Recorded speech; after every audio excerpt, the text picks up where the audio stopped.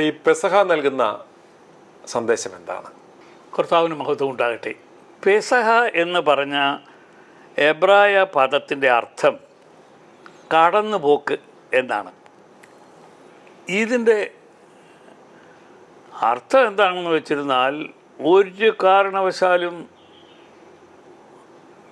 ഈജിപ്തിൽ നിന്നും അവർക്ക് വെളിയിൽ വരിക സാധ്യമല്ല. കാരണം എല്ലാവരും അടിമകളാണ്. അവിടുത്തെ രാജാവ് വളരെ ക്രൂരനായിരുന്നു. അതുകൊണ്ട് അവർക്ക് ഒരു കടന്നുപോക്ക് എന്ന് പറഞ്ഞത് അപ്രാപ്യമായിരുന്നു. ഈ ഘട്ടത്തിലാണ് നമ്മുടെ കർത്താവ് കരുണ തോന്നി മോശയോട് പറയുന്നത്, നീ അവരെ പോയി വീണ്ടെടുത്തുകൊണ്ട് വരിക എന്ന് പറയുന്നത്. ഈ ദിവസം യഹൂദൻ ഒരു ഉത്സവമായി ആചരിക്കുന്നു. 8 ദിവസം നീണ്ടു നിൽക്കുന്ന ഒരു ഉത്സവമായി, സന്തോഷത്തിൻ്റെ ഉത്സവമായി. അന്ന് അത് മിസ്രൈമിലെതിരെ ബന്ധനത്തിൻ്റെ കാഠിന്യത്തിൽ നിന്നും അവർ സ്വാതന്ത്ര്യത്തിലേക്ക് വന്നതായിരുന്നു. ഇത് ഓർമ്മ പുതുക്കാൻ മാത്രമല്ല, ചരിത്രപരമായും വ്യക്തിപരമായും ഇപ്പോഴുള്ള സ്വാതന്ത്ര്യം മധുരമായി ആഘോഷിക്കാനുള്ള ഒരു ഉൾവിളിയാകുന്നു ഓശാനയും പെസഹായും. കഷ്ടതയിൽ ദൈവമേ കൈപിടിച്ച് നടത്തും എന്നുള്ളതിൻ്റെ വിശ്വാസവും ഉറപ്പുമാകുന്നു പെസഹ. വരും തലമുറയോട് ഈ അവധിക്കാലത്തിൻ്റെ ചരിത്രം പറഞ്ഞു കൊടുക്കുവാൻ പെസഹ ഉപകരിക്കും. ഈജിപ്തിലെ കഷ്ടതകൾ ഓർക്കുമ്പോൾ വ്യക്തിപരമായി നമ്മുടെ ആത്മീക വളർച്ചയുടെ ആക്കം കൂട്ടും. എല്ലാ തരത്തിലും ആത്മീയ പുതുക്കം പ്രാപിക്കുവാൻ പെസഹ ഉപകരിക്കും. ഇവിടെ പരമപ്രധാനമായ ഒരു വസ്തുത നാം വിസ്മരിക്കരുത്.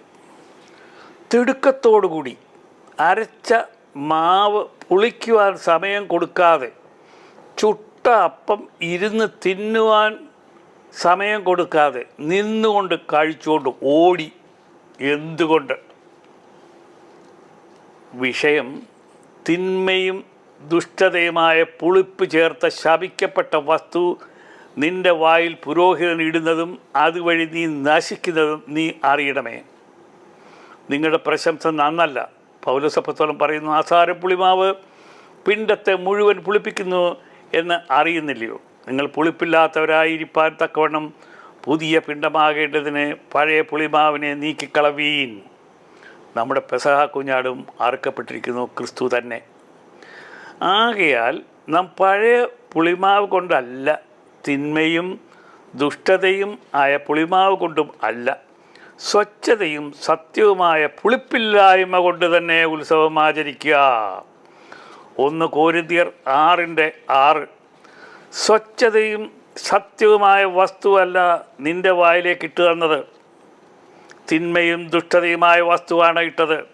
ഇത് ത്യാഗത്തിൻ്റെയും പരിശുദ്ധിയുടെയും പ്രതീകമായ എൻ്റെ ശരീരവും രക്തമാകുന്നു. ഞാൻ വരുവോൾ എൻ്റെ ഓർമ്മയ്ക്കായി ഇത് ചെയ്യുവീൻ എന്ന് പറഞ്ഞത് അസ്ഥാനത്താകുന്നു. ഈ തിന്മ, ദുഷ്ടത, കറപ്ഷൻ, പാപം എന്ന കർമ്മം ചെയ്യുന്നത് കൊണ്ട് നീ ദൈവത്തിന് എതിരായി പ്രവർത്തിക്കുന്നു. ഇത് പരിശുദ്ധാത്മാവിനെതിരായ പാപമാകുന്നു. ഉയർപ്പ് പെരുന്നാളിൻ്റെ ഓർമ്മയ്ക്കായി ഞായറാഴ്ച നടത്തുന്നത് തിരുവത്താഴ മേശയാകുന്നു. അത് യാഗമെന്ന് പറയരുത്. യാഗം നടന്നു കാൽവറിയിൽ. അത് ഏകയാഗമായിരുന്നതിനാൽ അത് തുടർക്കഥയാക്കരുത്. അത് ബലിയെന്ന് പറയരുത്. കാൽവറിയിൽ നമ്മുടെ പെസഹ കുഞ്ഞാടിനെ ബലി കഴിച്ചു. അത് യാഗമായിരുന്നു. ബലിയും യാഗവും നടത്തുവാൻ നിന്നെ പ്രേരിപ്പിച്ചത് പിശാചാകുന്നു. അതിനി ഇവിടെ വേണ്ട. മൈച്ചർച്ചിൽ നടത്തുന്നത് പോലെ കർത്താവിൻ്റെ ശിഷ്യനാകുന്നു നീ എങ്കിൽ നീയാണ് ഈ കർമ്മം നടത്തേണ്ടത്. പുരോഹിതനും പാസ്റ്ററും അല്ല, നിങ്ങൾ ആരുമല്ല. പുരോഹിതനെ എംപ്ലോയ് ചെയ്ത പിശാച് തന്നെ പാസ്റ്ററെയും എംപ്ലോയ് ചെയ്തു. അവർ പിശാചിനെ സേവിക്കട്ടെ, അത് അവരുടെ യജമാനനാകുന്നു. നമ്മുടെ യജമാനൻ ദൈവമത്രേ. നമ്മളെല്ലാവരും ശിഷ്യരാകണമെന്ന് യേശു ആഗ്രഹിക്കുന്നു. ഞാൻ യാചിക്കുന്നു. ഇതാകുന്നു വിശുദ്ധ വചനം ഉദ്ഘോഷിക്കുന്നത്. വത്തിക്കാനിലെ ചക്രവർത്തിയെ നിങ്ങൾ മഹാഭാവിയാകുന്നു. സിംഹാസനത്തിൽ ആരൂഢനായിരിക്കുന്ന കാതോലിക്കമാരെ, മഹാഭാവികളെ, നിങ്ങളെ കൊന്നുകളവാൻ എനിക്ക് മനസ്സുണ്ട്. പക്ഷേ യാചിക്കാൻ മാത്രമേ എന്നെ അനുവദിച്ചിട്ടുള്ളൂ. ഞാൻ യാചിക്കുന്നു, കാല് നക്കി യാചിക്കുന്നു. പരിശുദ്ധാത്മാവിനെതിരായ പാപം ചെയ്യരുത്, അതൊരിക്കലും ക്ഷമിക്കപ്പെടുകയില്ല. അസാരം പുളിമാവ് പിണ്ടത്തെ മുഴുവനും പുളിപ്പിക്കുന്നു. ഗലാത്യർ 5:9. ലേവ്യ പുസ്തകം 2:11 പറഞ്ഞത് ശ്രദ്ധിക്കണമേ. നിങ്ങൾ യഹോവയ്ക്ക് കഴിക്കുന്ന യാതൊരു ഭോജനയാഗവും പുളിപ്പുള്ളതായിരിക്കരുത്. പുളിച്ചത് ഒന്നും യാതൊരു വക തേനും യഹോവയ്ക്ക് ദഹനയാഗമായി ദഹിപ്പിക്കരുത്. പിശാചിൻ്റെ ആജ്ഞയായിട്ട് ചെയ്തു. നീയോ? പിശാച് പറഞ്ഞു, യാക്കോബ് കൊടുത്തതാകുന്നു പുളിപ്പ്. പച്ചക്കള്ളം. പിശാച് കൊടുത്തതാകുന്നു പുളിപ്പ്. സ്നാപകയോഹന്നാൻ പറഞ്ഞു, സർപ്പസന്തതികളെ, വരുവാനുള്ള കോപത്തെ ഒഴിഞ്ഞോടിപ്പോകുവാൻ നിങ്ങൾക്ക് ഉപദേശിച്ച് തന്നത് ആർ? മാനസാന്തരത്തിന് യോഗ്യമായ ഫലം കായ്പീൻ. ഈ പെസഹയോടനുബന്ധിച്ച് കാര്യമായിട്ട് നമ്മുടെ ആത്മാവിനോട് ഈ ഒരു വിഷയമെങ്കിലും സ്വീകരിക്കാൻ നിങ്ങൾക്ക് മനസ്സ് തോന്നണമേ എന്ന് ഞാൻ പ്രാർത്ഥിക്കുന്നു. അപ്പം അച്ഛൻ ഈ പറഞ്ഞതിനോട് ഒന്ന് രണ്ട് ചില കാര്യങ്ങളോട് ഞാൻ ഒന്നുകൂടെ ഒന്ന് ക്ലാരിഫൈ ചെയ്യാൻ ആഗ്രഹിക്കുകയാണ്. അതായത് എൻ്റെ ഓർമ്മയ്ക്കായി നിങ്ങൾ ഇപ്രകാരം ആചരിപ്പീൻ എന്ന് പറഞ്ഞതിൻ്റെ ചൂട് പിടിച്ച് ഈ പൗരോഹിത്യവർഗം ഇന്നിവർ വിളിക്കുന്ന ഈ കുർബാന എന്ന് പറയുന്ന ഈ ചവിട്ടുനാടകം കഴിഞ്ഞ നൂറ്റാണ്ടുകളായി പല നൂറ്റാണ്ടുകളായി അനുഷ്ഠിച്ചുകൊണ്ടും ആചരിച്ചുകൊണ്ടും ഇരിക്കുന്നു. ഇതിനെ യഥാർത്ഥത്തിൽ ആ ക്രിസ്തു നൽകിയ മഹനീയ സന്ദേശത്തെ ഇവരൊരു കച്ചവടവൽക്കരിക്കുകയല്ലേ അതിലൂടെ ചെയ്തത്? സംശയമില്ല. കാരണം എന്താണെന്ന് വെച്ചിരുന്നാൽ ഈ രീതിയിലുള്ള ഒരു കയ്യാങ്കളിയും അവിടെ നടന്നില്ല.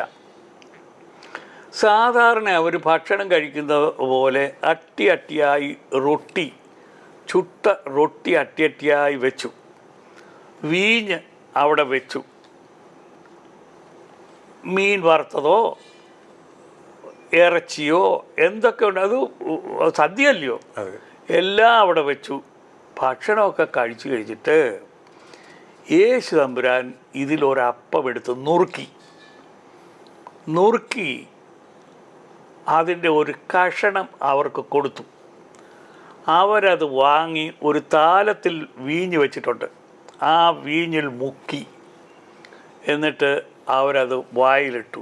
അവിടെ പറഞ്ഞത്, ഞാൻ ഇനിയും മുന്തിരിയുടെ ഫലം അനുഭവിക്കുകയില്ല. എപ്പോൾ വരെ? നമ്മൾ തമ്മിൽ ഇനി കാണത്തില്ലയോ?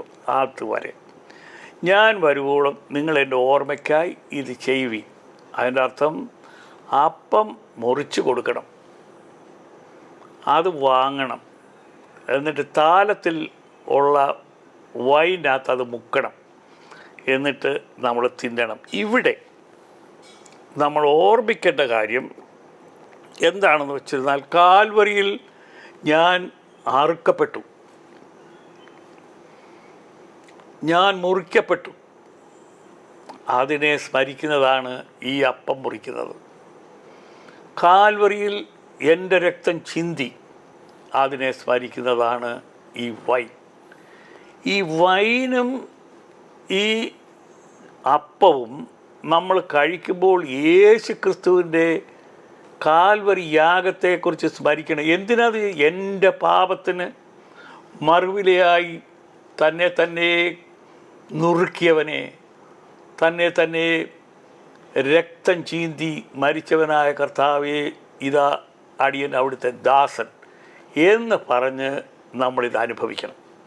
അപ്പോഴെന്താണ്? കർത്താവിൻ്റെ കൽപ്പന നമ്മൾ അനുസരിച്ചു.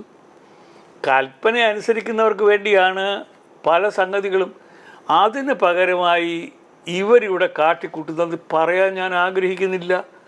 പാപകർമ്മങ്ങൾ ചെയ്യുന്നത് മുഴുവനും പാപകർമ്മങ്ങൾ. അത് മാത്രമല്ല, നല്ല ചക്കരക്കുട്ടനായ മകനെ പറഞ്ഞ് തലിപ്പിക്കുകയാണ്. ഈ ഇപ്പം യേശുവിൻ്റെ ഇറച്ചിയായിട്ടൊക്കെ മാറും.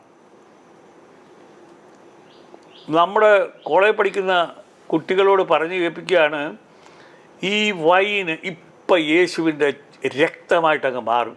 പച്ചക്കള്ളം. അങ്ങനെയൊന്നും സംഭവിക്കുകയില്ല. ട്രാൻസബ്സ്റ്റാൻഷിയേഷൻ എന്ന് പറഞ്ഞ് ഊളന്മാർ പഠിപ്പിക്കുകയും വിഡ്ഢികൾ പഠിച്ച് ഏറ്റുപറയുകയും ചെയ്തത് വിഡ്ഢിത്തമാകുന്നു. നമ്മൾ തുടങ്ങുന്നത് ഗോതമ്പപ്പം, നമ്മൾ തിന്നുന്നത് ഗോതമ്പപ്പം, നമ്മൾ തുടങ്ങുന്നത് മുന്തിരിയുടെ വൈൻ, നമ്മൾ അനുഭവിക്കുന്നത് മുന്തിരിയുടെ വൈൻ. ഇതിനൊരു മാറ്റവും സംഭവിക്കുന്നില്ല. ഇതിന് വിപരീതമായി ഒരുപാട് കാര്യങ്ങൾ ഇവർ ചെയ്യുന്നു. അത് ഞാൻ പറഞ്ഞാൽ ആൾക്കാർക്ക് രുചിക്കുകയില്ല. അതുകൊണ്ട് അവർക്ക് രുചി ഇരുന്നോട്ടെ. അതുകൊണ്ട് ഞാൻ ഇനിയും മിണ്ടുന്നില്ല.